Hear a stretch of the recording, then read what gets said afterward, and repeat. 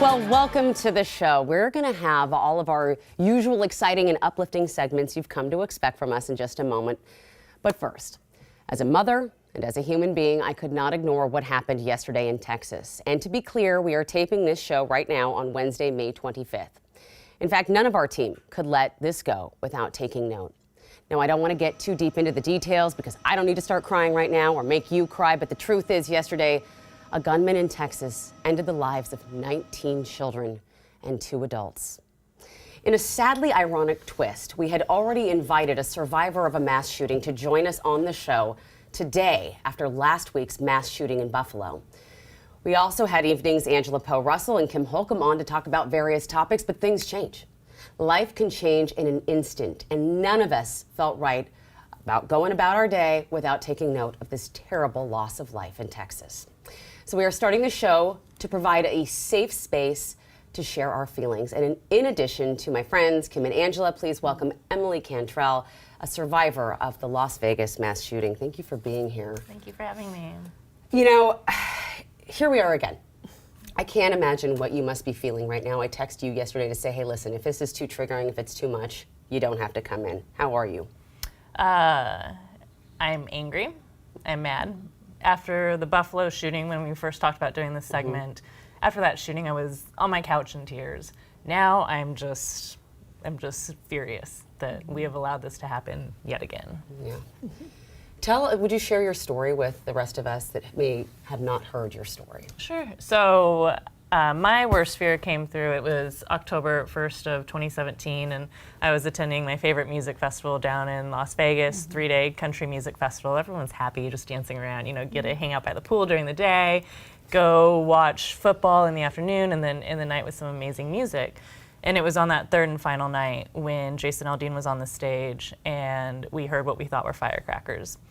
The noise stopped, started again. The woman to our right went down and was covered in blood, and that's when we realized something really, really awful was happening. And it was the moment that I saw her on the ground, and then Jason Aldean all of a sudden just ducked and ran off the stage.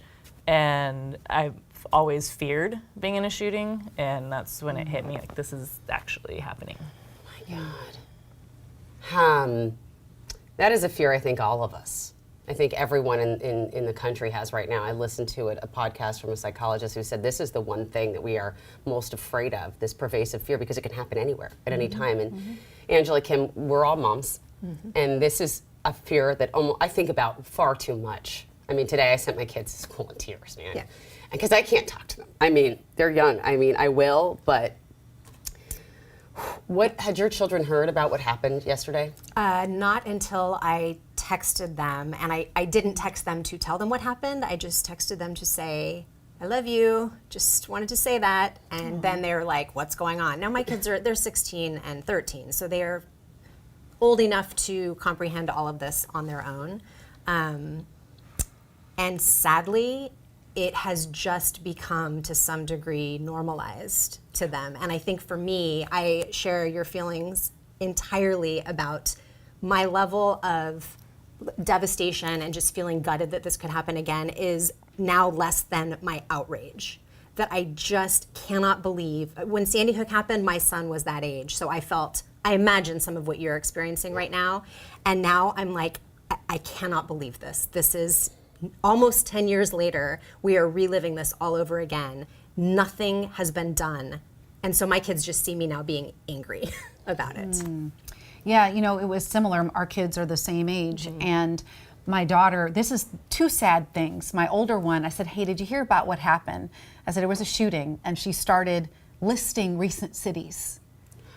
And at a point where there's so many that your daughter in that moment of just recent ones, are you talking about New York, Buffalo? I mean, just, that was scary. And then my other daughter even admitted that she was a little numb, And that's what is at risk here, even our own kids being numb to this.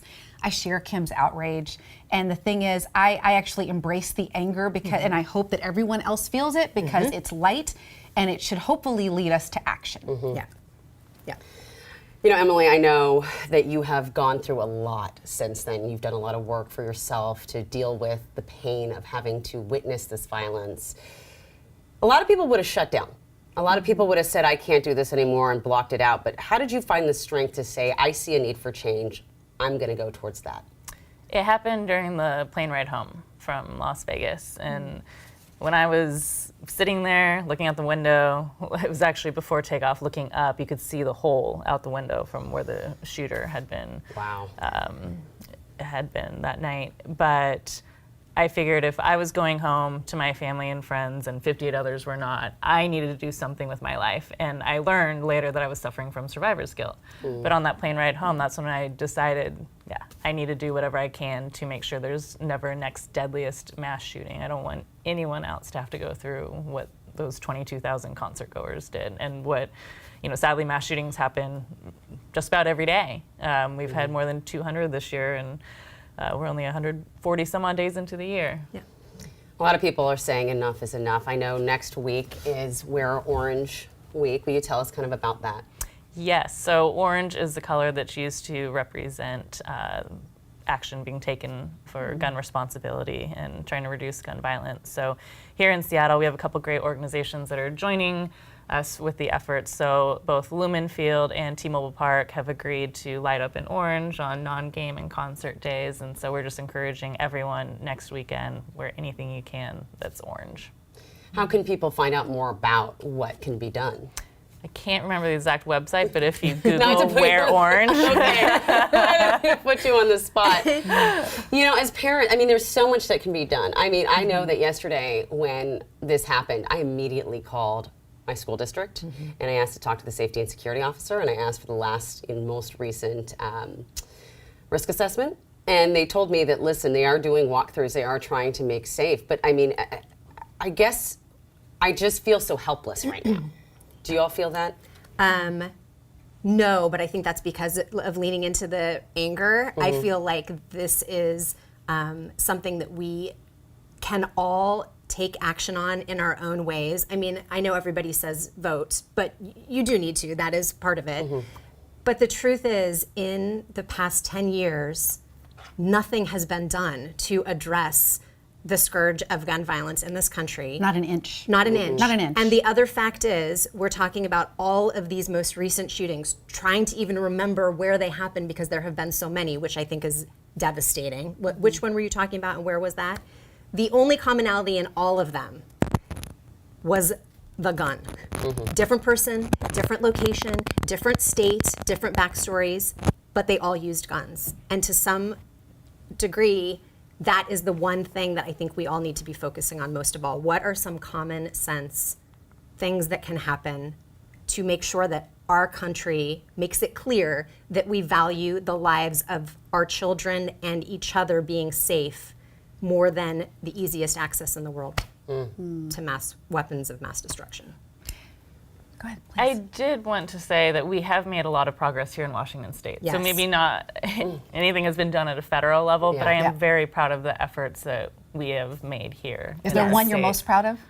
Well, high capacity magazines, which we just passed and Governor Inslee signed into law just weeks ago. That's one that we worked several years on, and we weren't sure if it would pass this year. We're pleasantly surprised it happened, especially in such a short session. Yeah. You know, it's interesting, Amity, a couple weeks ago, I was on here, we were talking about Buffalo, and I was actually feeling pretty cynical at that time. Yeah. And today, for whatever reason, I'm feeling a little bit more hopeful. I know in the midst of all of this, and I think it's important to note that we can have love and compassion and sadness, and at the same time, we can also act and discuss about what we can do. My biggest, most sincere hope, the voting thing, yes.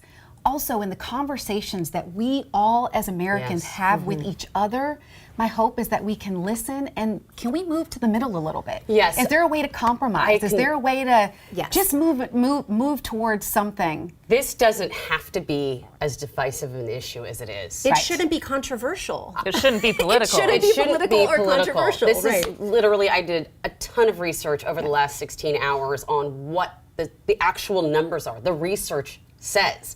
And science is not political. So I just encourage people to go out to read more, to find out more about the situation. Again, this isn't a divisive issue. So let's not make it so. How can people get involved, Emily? How can people, take their rage, their feeling like they're helpless, and take action? So I know a lot of people think this doesn't matter, but it does. But write your legislators, email them and say enough is enough. What are you doing to protect our citizens? And that's how I first got involved with everything that I'm involved in now in the Alliance for Gun Responsibility. But it was State Senator David Frocht who responded to my email after the mass shooting, and he invited me to the Capitol to testify that year, and I've gone every year since then. And we've worked on drafting bills together around mental health and gun violence. And so if everyone does this, because oftentimes people wait to take action until they're personally impacted by an issue. And that's what we don't want to do here. We don't want to wait until other people have their own story to tell before taking action. So pick up the phone, call your legislators, get involved in different organizations, donate to organizations. We couldn't do the work we do without all the support we have from the community and people around the state at the Alliance for Gun Responsibility. But your voice matters. If It really enough does. people join together, Yes. we can create change. And on the subject of what we know about data, the vast majority of Americans support common sense gun laws. So Yes. meeting in the middle, we're all already there. We're there. We all feel the We're same when there. it comes to red flag. Yeah. I mean, we really do. So let's just get moving. Thank you, Emily, for everything you've done, all the nail-biting, hard work that you've done to Yes. protect our families and our children. And ladies, thank you so much for coming on.